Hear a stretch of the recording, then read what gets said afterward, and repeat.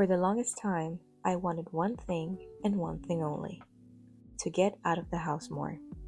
Especially, I wanted to travel the world. And even more so, I wanted to go to Istanbul, the city of cats.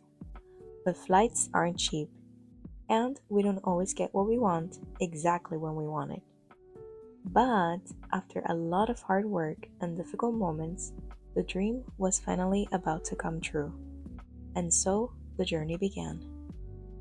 Even though I was very excited about my trip and had been looking forward to this moment for a long time, I was nervous about one little detail: flying for so many hours. If there's one thing you should know about me, it's that I'm not the biggest fan of flying. And this was my first time flying to the other side of the world. Yikes. In the weeks leading up to my flight, I tried not to focus too much on the fact that I would be in the air for 11 hours and 35 minutes. But who's counting, right? And even though I did a pretty good job at staying calm while preparing my luggage, you can't erase from the body what the mind already knows. The morning of my flight, I felt calm. However, my body was telling a different story. My stomach was in knots, and I completely lost my appetite. When I arrived at the airport, I tried eating some chicken empanadas, but by that time, I was feeling extremely nauseous. So I gave up on trying to eat and went straight to my gate.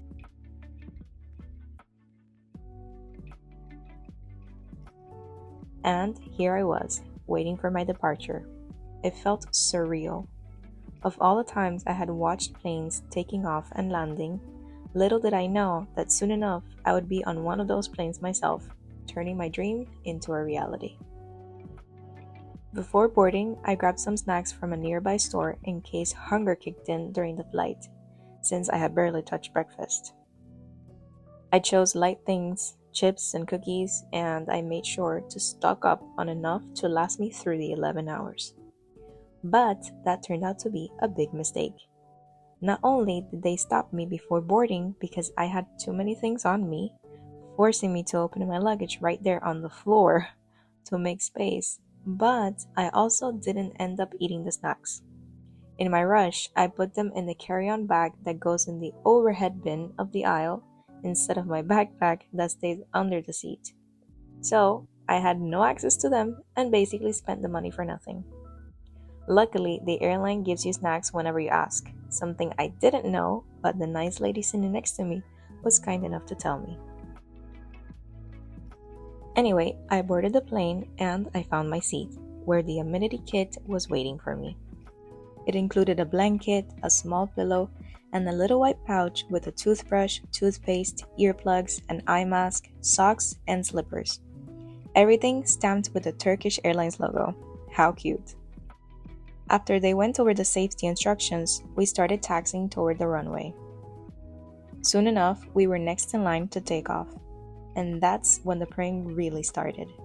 I was thinking, well, this is the point of no return. Dear God, please protect me. It's all in your hands now. Please, please, please let me arrive safely. I know, a little dramatic. But if you're a nervous flyer like me, you know exactly what I was going through in that moment. I have a love-hate relationship with airplanes, okay? I love to watch them take off and land. I mean, that moment when the engines start roaring is such a thrill for me. Listen to that.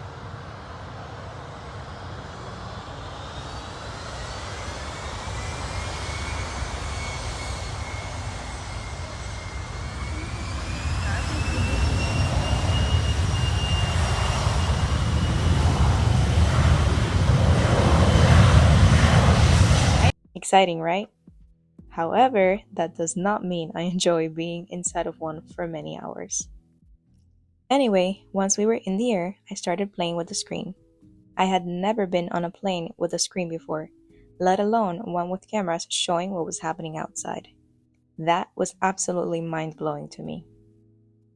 About 2 hours into the journey, they served the first meal. I ordered the pasta, which came with a pepper and coleslaw salad, bread, and juice. I chose orange. The pasta was pretty good, and surprisingly, I was able to eat most of it. If you're a big eater, most likely this portion will not be enough. but considering how upset my stomach was, it was just right for me. I picked at the salad a little and tried the dessert, but I couldn't finish it, which is crazy because I never turned down dessert. Everything was very tasty, but my stomach just wasn't feeling it. The journey continued and everything was going well until I noticed something strange happening outside. All of a sudden, the bright, sunny sky started turning into a dark blue. Like, you know that intense dark blue before a big storm is about to hit? Yeah, sort of like that. Immediately, my mind started racing. Oh my god, what's happening? Is this normal? Then I reassured myself. It was probably just that we were entering another time zone since we were literally flying across the world.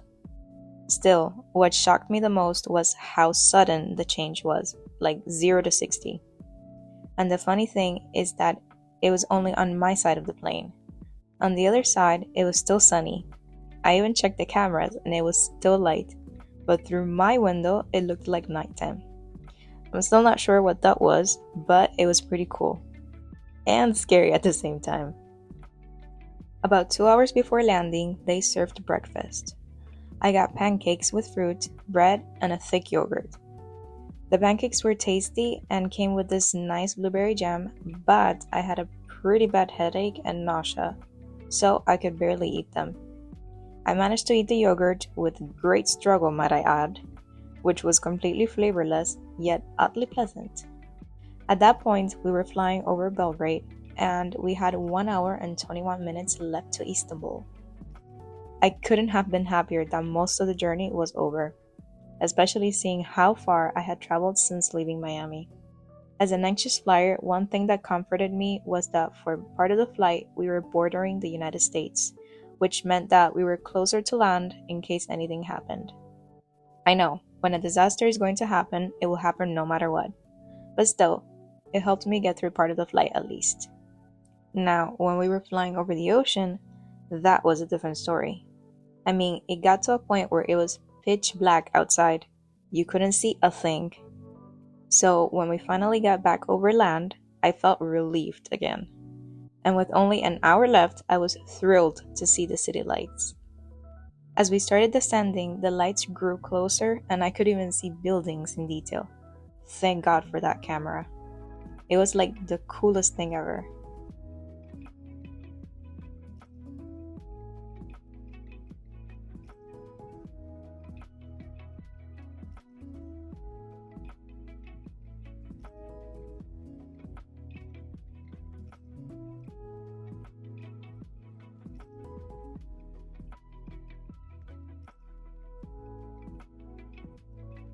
And then the most beautiful thing happened. I saw the runway! Never in my life had I been able to see the runway at night while approaching it. It was breathtaking. The camera didn't do it justice. And then, just like that, we landed.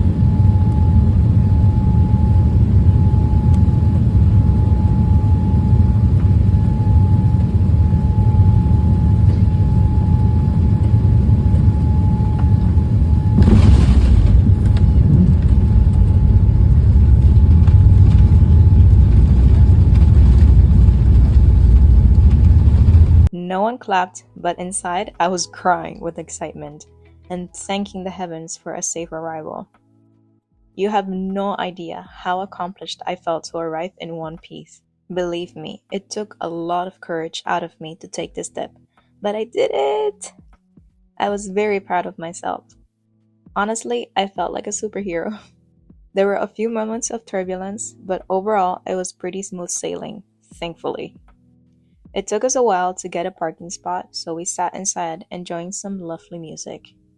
And again, thanks to the camera, I could see something pretty cool, the plane in front of us. I don't know about you, but I am in love with those cameras. After walking what felt like 6 miles with 26 pounds worth of luggage on my shoulders, I finally made it outside the airport. There I was, waiting for the bus to take me home.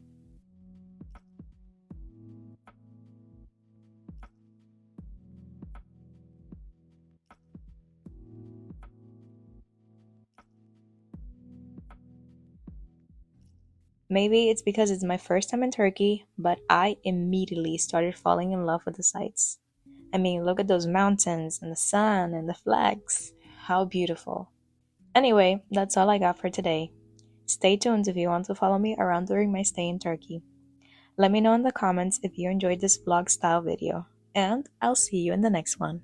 Also, make sure to check the description where I linked a PDF with a list of expressions I thought would be useful for you to learn. And if you found this content useful, don't forget to like and subscribe. Okay, now really, catch you in the next one.